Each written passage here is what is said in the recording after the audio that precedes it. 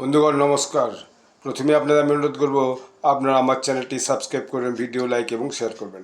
আপনারা বোধহয় আমার পিছনের ছবিতে দেখতে পাচ্ছেন এক ভদ্রলোক প্যান্ট কোট পরে বসে আছেন এবং তার সামনে আমাদের প্রধানমন্ত্রী বসে আছেন। যিনি প্যান্ট কোট পরে বসে আছেন তিনি হচ্ছেন ডেনিস ম্যান্টোরভ। তো ডেনিস ম্যান্টোরভ তিনি হচ্ছেন রাশিয়ার deputy chairman of government of Russia. তিনি ভারতে এসেছেন এবং ভারতে এসে প্রধানমন্ত্রী মোদিজির সঙ্গে কথা বলছেন। এখন এটাকে নিয়ে অনেকে তর্জমা শুরু করেছে যে তাহলে কি রাশিয়া প্রধানমন্ত্রী নরেন্দ্র মোদিজিকে এই ইরান আমেরিকার যুদ্ধে মধ্যস্থ করার জন্য কোনো ভূমিকা নেওয়ার জন্য অনুরোধ করছেন? প্রেসিডেন্ট পুতিনের কোনো বার্তা নিয়ে এসছেন? এইটা অনেকে পর্যালোচনা করছে।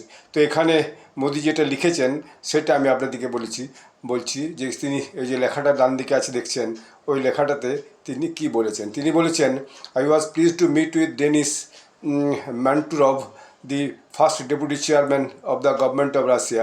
We discussed our mutually beneficial cooperation in the areas of trade, fertilizer supplies, people-to-people ties between our countries, and conveniently, I welcome the consistent efforts being made by both sides to implement the decision taken at the 23rd India-Russia Annual Summit held during President Putin's visit in India in December last year. অর্থাৎ 2025 সালে president Putin যখন ভারতে visit এসেছিলেন, সেই সময় যে Russia India যে সামিটটা হয়েছিল 23তম সামিট, সেই সামিটে যে সমস্ত বিষয়গুলো আলোচনা ছিল সেইগুলোকেই আরও এগিয়ে নিয়ে যাওয়ার জন্য, যেগুলো আমাদের দুই দেশের পক্ষে বেনিফিশিয়াল হবে, সেটাকে নিয়ে মূলত আলোচনা হয়েছে।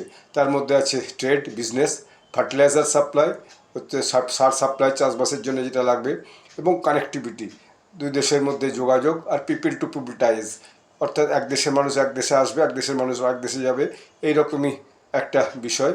তো এখানে কোনো যে যুদ্ধবিরতির ব্যাপারে কোনো কথা হয়নি, বা ইউক্রেন রাশিয়ার যে যুদ্ধ চলছে সে ব্যাপারে কোনো কথা হয়নি, যা তিনি লিখেছেন।